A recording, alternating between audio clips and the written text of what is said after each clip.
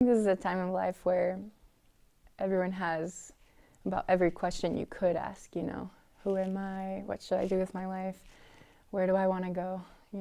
And I think those are just some really common ones that a lot of people ask themselves. And it's just this time of life is the time to figure that out before you have those bigger responsibilities like family and kids and when you really need to be decided in what you're going to do. So it's totally okay to have spiritual doubts. I think that if we didn't have doubt, it would just make us stagnant. We wouldn't be quite progressing. And I think a lot of people worry that like, oh, I'm a bad Christian or a bad person for even questioning this, but it's a good thing, because once you personally want to find out an answer, that's when you'll be able to find it, and that's when your faith will be strengthened. I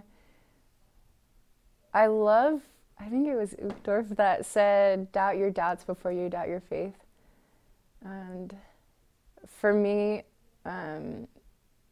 especially when I was on my mission, I learned that if you just gain a testimony of the important things, for instance, in our religion, it's that God is the Father and His Son is Jesus Christ, and there's the Holy Ghost, and they're separate beings, for instance, and that Joseph Smith was a prophet, and that the Book of Mormon is true.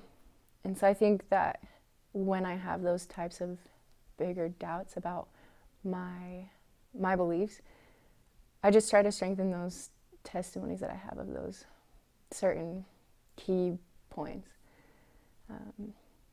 Because I think everything comes into play with the basic doctrine.